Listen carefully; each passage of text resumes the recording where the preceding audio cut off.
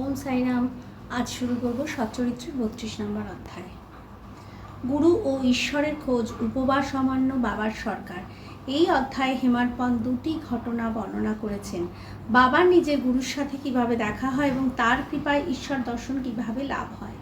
শ্রীমতী গোখলে, যিনি 3 দিন ধরে উপবাস করছিলেন, পুরনপুলি খাবার। প্রস্তাবনা। শ্রী হেমাডপন্ত অসত্য গাছের উপমা দিয়ে এই দৃষ্টিগোচর সংসারের স্বরূপ বর্ণনা করেছেন।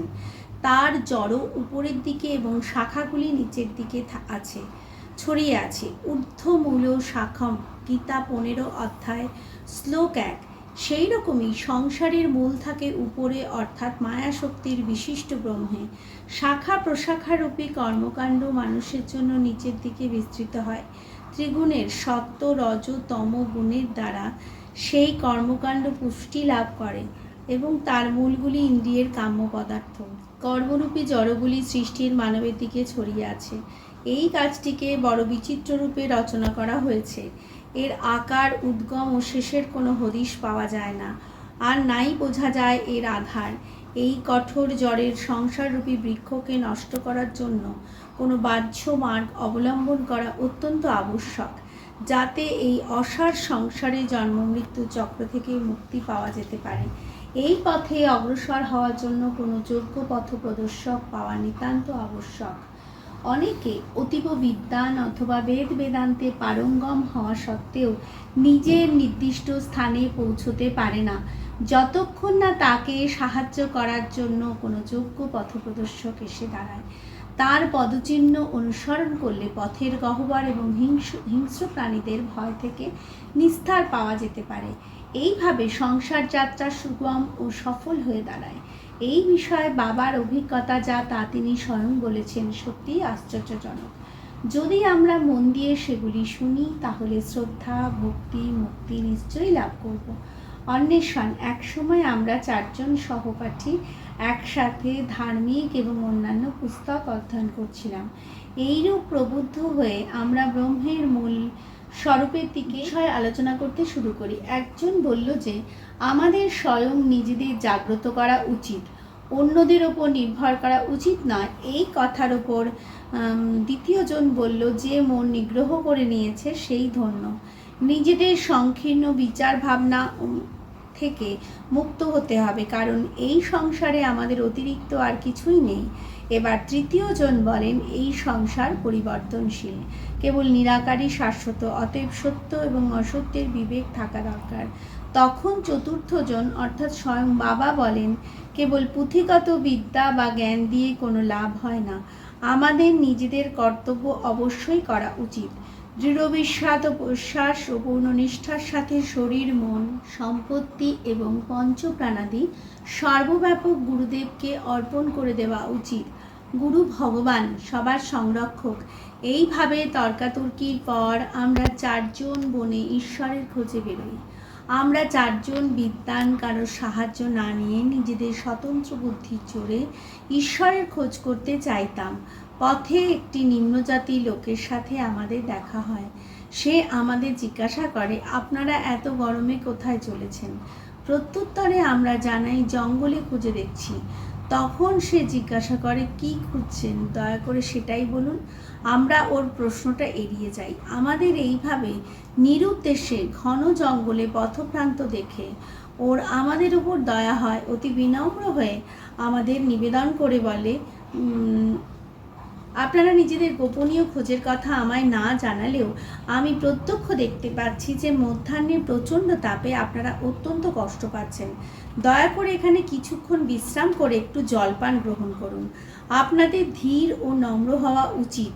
পথপ্রদর্শক ছাড়া এই অপরিচিত ভয়ানক বনে বৃথা ঘুরে বেরিয়ে কোনো লাভ হবে কি?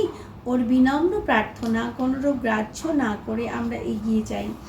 আমাদের এই ধারণাই ছিল যে লক্ষ্য প্রাপ্ত করতে আমরা স্বয়ং সক্ষম, তাহলে অন্য কারো সাহায্যের কি দরকার। জঙ্গলটি খুবই বিশাল ও ঘন ছিল। বৃক্ষগুলি এত উঁচু ও ঘন যে সেখানে সূর্যের আলো পৌঁছচ্ছিল না।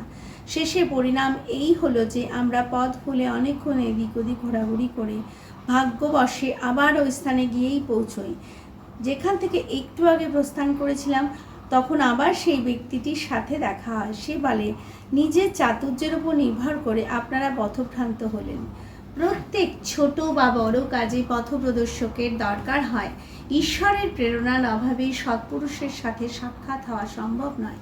খালি পেটে কোনো কাজের ফল পাওয়া যায় না। তাই কেউ যদি আগ্রহ করে ভোজনের জন্য আমন্ত্রিত করে তাহলে সেটা প্রত্যাখ্যান করা উচিত নয়। অন্ন ভগবানের প্রসাদ, সেটি অগ্রাহ্য বা মান্য করা উচিত নয়। যদি কেউ খেতে অনুরোধ করে তাহলে সেটা নিজের সফলতার ইঙ্গিত জানবেন।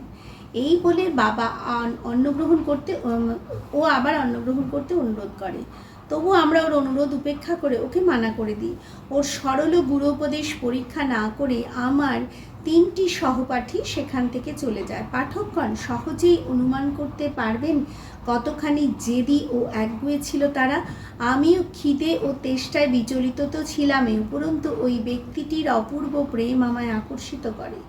যদিও আমরা নিজেদের অত্যন্ত বিদ্বান বলে মনে করতাম, কিন্তু দয়া ও কৃপা কাকে বলে সে বিষয়ে কোনো জ্ঞান ছিল না। এক নিচু জাতের অশিক্ষিত গ্রাম্য লোক হওয়া সত্ত্বেও ওর মনে মহান দয়া ছিল। তাই সে আমাদের বারবার অন্ন গ্রহণ করতে অনুরোধ করেছিল।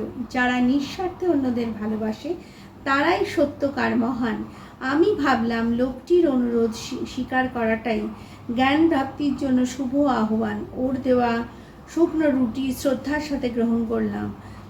ক্ষুধা নিবারণ হতে দেখি গুরুদেব আমার সামনে দাঁড়িয়ে। তিনি আমায় জিজ্ঞাসা করলেন, এসব কি হচ্ছিল? তখন আমি সব ঘটনাগুলি তাকে বললাম। তিনি আশ্বাস দিয়ে বললেন, আমি তোমার হৃদয়ের সব ইচ্ছে পূরণ করে দেবো, কিন্তু যে আমার উপর বিশ্বাস রাখবে শুধু সেই সফল হবে। আমার 3টি সহপাঠী তার কথায় বিশ্বাস না করে সেখান থেকে চলে গিয়েছিল।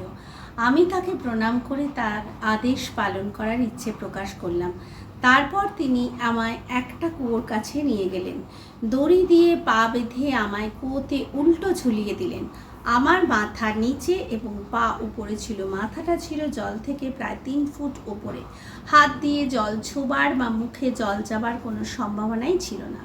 আমায় এইভাবে উল্টো ঝুলিয়ে না জানি তিনি কোথায় চলে গেলেন।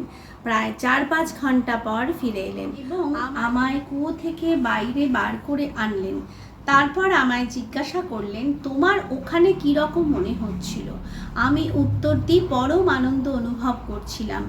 আমার মতো মূর্খ এই রকম আনন্দ কীভাবেই বা ব্যক্ত করতে পারে? আমার উত্তর শুনে গুরুদেব অত্যন্ত প্রসন্ন হন এবং তিনি আমায় বুকে জড়িয়ে ধরেন।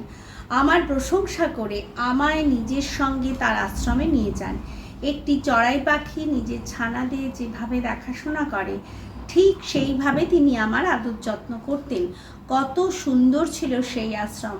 সেখানে আমি নিজের মা বাবার কথা ভুলে যাই। অন্যান্য আকর্ষণও দূর হয়ে গিয়েছিল এবং আমি সহজেই বন্ধন থেকে মুক্তি পাই। আমার সবসময় মনে হতো যে তার বুকের মধ্যেই লুকিয়ে থাকি। যদি কখনো চোখের সামনে তার মূর্তিটি না ভাসত তবে মনে হতো অন্ধ হয়ে যাওয়াই ভালো। এই রকম ছিল সেই আশ্রম। সেখানে পৌঁছে কেউ আর খালি হাতে ফেরেনি। তিনি আমার ঘরবাড়ি, মাতা পিতা, ধন সম্পত্তি সর্বস্ব ছিলেন। আমার ইন্দ্রিয়গুলি নিজের কর্ম ছেড়ে আমার চোখে কেন্দ্রীভূত হয়ে যায় এবং আমার চোখ তার ওপর। আমার এমন অবস্থা হয়ে গিয়েছিল যে দিনরাত আমি তারই ধ্যানে নিমগ্ন থাকতাম। আমার আর কোনো কথারই জ্ঞান ছিল না। এইভাবে ধ্যান ও চিন্তন করতে করতে আমার মন ও বুদ্ধি স্থির হয়ে যায়। আমি স্তব্ধ হয়ে মনে মনেই তাকে প্রণাম করতাম। অন্য অনেক আধ্যাত্মিক কেন্দ্র আছে যেখানে এক ভিন্ন দৃশ্য দেখা যায়। সাধক সেখানে জ্ঞানপ্রাপ্ত করতে যায় এবং দ্রব্য ও সময়ের অপব্যয় করে। কঠিন পরিশ্রম করেও কিন্তু শেষে অনুতাপ হয়। সেখানে গুরুর গুপ্ত জ্ঞান ভাণ্ডারের অভিমান দেখতে পাওয়া যায়। তারা পবিত্র ও শুদ্ধ হওয়ার অভিনত করেন, কিন্তু তাদের মনে দয়ার লেশ মাত্র দেখা যায় না। তারা উপদেশ দেন বেশি এবং নিজের কীর্তির স্বয়ংই গুণগান করেন, কিন্তু তাদের কথা হৃদয়স্পর্শী হয় না। তাই সাধকও তৃপ্তি পায় না। এমনই অবস্থায় আত্মদর্শন দুঃসাধ্য হয়ে দাঁড়ায়। এই ধরনের কেন্দ্র সাধকদের জন্য কতটা হিতকর, বা সেখানে কোনো উন্নতি কী করে আশা করা যেতে পারে? যে গুরুর শ্রীচরণের বর্ণনা একটু আগে করলাম তিনি ছিলেন ভিন্ন শ্রেণীর। কেবল তার কৃপাদৃষ্টির প্রভাবে আপনা আপনি অনুভূতি প্রাপ্ত হয়ে গেল। আমায় কোনো চেষ্টা বা বিশেষ অধ্যয়ন করার দরকার হলো না। আমার কোনো বস্তু খোঁজার দরকার হলো না, বরং প্রত্যেকটি বস্তুর দিনের আলোর ন্যায় পরিষ্কার হয়ে গিয়েছিল। কেবল গুরুই জানেন যে কিভাবে কুয়োতে আমাকে উল্টো করে ঝোলানো আমার জন্য পরমানন্দের কারণ হয়ে দাঁড়ায়। আমার ওই 3টি সহপাঠীর মধ্যে একজন মহান কর্মকাণ্ডী ছিল। কর্ম করে কিভাবে তার থেকে নির্লিপ্ত থাকা যেতে পারে সেটাও ভালোভাবে জানত। দ্বিতীয়জন ছিল জ্ঞানী, সর্বদা জ্ঞানের অহংকারে মত্ত থাকত। তৃতীয়জন ঈশ্বর ভক্ত এবং অনন্যরূপে ভগবানের শরণাগত হয়ে ভগবানকেই কর্তা মানত। যখন ওরা এইরূপ তর্কালোচনা করছিল তখন ঈশ্বর সম্বন্ধী প্রশ্ন ওঠে এবং কারোর সাহায্য না নিয়ে ওরা নিজেদের ব্যক্তিগত জ্ঞানের ওপর নির্ভর করে ঈশ্বরের খোঁজে বেরিয়ে পড়ে। শ্রী সাই বিবেক এবং বৈরাগ্যের প্রত্যক্ষ মূর্তি স্বরূপ। এই 3 জনের সঙ্গে ছিলেন। এখানে কেউ প্রশ্ন করতে পারে, স্বয়ং ব্রহ্মের অবতার হয়ে তিনি ওই লোকেদের সঙ্গে মিশে এমন বোকা সাজলেন কেন? অবতার পুরুষ হওয়া সত্ত্বেও তিনি এক নিচু বাঞ্জারার ভোজন সানন্দে গ্রহণ করেন, কারণ তিনি বিশ্বাস করতেন অন্নম ব্রহ্ম। ভোজনের আগ্রহ উপেক্ষা করলে এবং গুরু ছাড়াই জ্ঞান প্রাপ্ত করতে চাইলে তাদের কি দশা হয় তারই এক উদাহরণ প্রস্তুত করেন। শ্রুতি বলে যে বাবা মা ও গুরুর পুজো বা ধার্মিক গ্রন্থের শাস্ত্র অধ্যয়ন করা উচিত। এইগুলি চিত্তশুদ্ধির পথ। যতক্ষণ চিত্ত শুদ্ধ না হয় ততক্ষণ আত্মানুভূতি আশা করা বৃথা। এইভাবে জ্ঞান ও তর্ক আমাদের কোনো সাহায্য করতে পারে না। শুধু গুরুর কৃপার দ্বারা মোক্ষ প্রাপ্তি সম্ভব। শ্রী সাইয়ের দরবারে নানা রকমের লোকেদের দর্শন হতো। দেখো, জ্যোতিষীরা আসছেন এবং ভবিষ্যৎ ব্যাখ্যা করছেন। অন্যদিকে রাজকুমার, শ্রীমান সম্পন্ন ও নির্ধন সন্ন্যাসী, যোগী ও গায়ক দর্শন করতে আসছে। এমনকি এক অতি শূদ্র দরবারে এসে বাবাকে প্রণাম করে বলে, সাই আমার বাবা মা এবং জন্ম মৃত্যুর চক্র থেকে আমাকে মুক্ত করে দেবেন। আরও অনেকে ঐন্দ্রজালিক, অন্ধ, পঙ্গু, নাথপন্থী, নর্তক ও শিল্পী ইত্যাদি বহু রকমের লোক বাবার দরবারে আসত। সেখানে তাদের যথাযোগ্য অভ্যর্থনা হতো। এইভাবে উপযুক্ত সময়ে সেই পথিকটিও আবির্ভূত হয় এবং যে চরিত্রটি ওকে অভিনয় করতে দেওয়া হয় সেটাও সম্পন্ন হয়। কুয়োতে 4-5 ঘন্টা উল্টো ঝোলানো থাকাটা আমাদের একটা সামান্য ঘটনা মনে করা উচিত নয়। এমন কেউ বিরলই হবেন যে এরকম এতক্ষণ উল্টো ঝোলানো থাকা সত্ত্বেও কষ্ট অনুভব না করে পরমানন্দের অনুভূতি পায়, বরং ব্যথা বা কষ্ট পাওয়ার সম্ভাবনাই বেশি। তাই এমন মনে হয় যে এখানে সমাধি অবস্থার চিত্র আঁকা হয়েছে। আনন্দ 2 রকমের হয়, প্রথমে ঐন্দ্রিক এবং দ্বিতীয় আধ্যাত্মিক। ঈশ্বর আমাদের ইন্দ্রিয় এবং মনের প্রবৃত্তি রচনা বাহ্যমুখী করেছেন। তাই যখন সেগুলি ইন্দ্রিয় ও মন নিজেদের বিষয় পদার্থের প্রতি আকৃষ্ট হয় তখন আমরা ইন্দ্রিয় চৈতন্যতা প্রাপ্ত করি, যার ফলস্বরূপ আমরা সুখ ও দুঃখ পৃথক বা সম্মিলিতভাবে অনুভব করি, পরমানন্দ নয়। কিন্তু যখন ইন্দ্রিয় ও মনকে বিষয় পদার্থ থেকে সরিয়ে অন্তর্মুখী করে আত্মার উপর কেন্দ্রীভূত করা হয় তখন আমাদের আধ্যাত্মিক বোধ জাগ্রত হয় এবং সেই আনন্দ মুখ দিয়ে বর্ণনা করা যায় না। আমি পরমানন্দে ছিলাম এবং সেই মুহূর্তের বর্ণনা আমি কিভাবে করতে পারি? এই শব্দগুলির দ্বারা বোঝা যায় যে গুরু তাকে সমাধি অবস্থায় রেখে চঞ্চল ইন্দ্রিয় এবং মনরূপী জল থেকে দূরে সরিয়ে রেখেছিলেন। উপবাস এবং শ্রীমতী গোখলে বাবা স্বয়ং কখন উপবাস করেননি এবং তিনি অন্যদেরও করতে দিতেন না। যারা উপবাস করে তাদের মন কখনো শান্ত থাকে না। সেক্ষেত্রে ওদের পরমার্থের প্রাপ্তি কিভাবে সম্ভব? সর্বপ্রথম আত্মার তৃপ্তি ও আবশ্যক। ক্ষুধার্ত থেকে খালি পেটে ঈশ্বর প্রাপ্তি হতে পারে না। যদি পেটে অন্ন ও পুষ্টি না থাকে তাহলে আমরা কোন চোখ দিয়ে ঈশ্বর দর্শন করব? কোন জীব দিয়ে তার মহানতা বর্ণনা করব? কোন কান দিয়ে তার লীলা শ্রবণ করব? সারাংশ এই যে সমস্ত ইন্দ্রিয়গুলি যথেষ্ট ভোজন ও পুষ্টি পেয়ে যখন বলিষ্ঠ থাকে তখনই আমরা ভক্তি এবং ঈশ্বর প্রাপ্তির জন্য সাধনা করতে পারি। তাই আমাদের উপবাস বা অত্যধিক ভোজন কোনোটাই উচিত নয়। আহারে সংযম রাখা শরীর ও মন দুইয়ের জন্যই উত্তম। শ্রীমতী কাশীবাই কানেক্টরের শ্রী সাই বাবার এক ভক্তের কাছ থেকে পরিচয়পত্র নিয়ে শ্রীমতী গোখলে দাদা কেলকরের কাছে শিরডি আসেন। উনি এই দৃঢ় সংকল্প করে আসেন যে বাবার শ্রীচরণে বসে 3 দিন উপবাস করবেন। ওর শিরিডি পৌঁছবার আগেই বাবা দাদা কেলকরকে বলেন, আমি দোলের দিন নিজের সন্তানদের ক্ষুধার্ত দেখতে পারি না। যদি ওদের অনাহারেই থাকতে হয় তাহলে আমি এখানে আছি কি করতে। পরের দিন ওই মহিলা দাদা কেলকরের সাথে মসজিদে পৌঁছে বাবার চরণ কমলের কাছে বসতেই বাবা বলেন, উপবাসের প্রয়োজনটাই কি? দাদা ভট্টের বাড়ি গিয়ে পুরনপুলি তৈরি করো, ওর ছেলে মেয়েদের খাওয়াও, ও নিজেও খাও। সেটা ছিল দোলের দিন এবং সেই সময় শ্রীমতী কেলকর মাসিক ধর্মে ছিলেন। দাদা ভট্টের বাড়িতে খাবার তৈরি করার কেউ ছিল না, তাই বাবার যুক্তি খুবই সময়োচিত প্রমাণিত হয়। শ্রীমতী গোখলে দাদা ভট্টের বাড়ি গিয়ে রান্না করে সবাইকে খাইয়ে নিজেও খান। কি চমৎকার ছিল এই গল্প, কত সুন্দর ছিল তার শিক্ষা। বাবার সরকার। বাবা নিজে ছোটবেলার একটি কাহিনী এইভাবে বর্ণনা করেন, ছোটবেলায় জীবিকা উপার্জন করার জন্য আমি বিটগ্রাম চাই। সেখানে আমি জরির কাজ পাই, পূর্ণ উৎসাহ এবং একাগ্র মনে কাজ করতাম।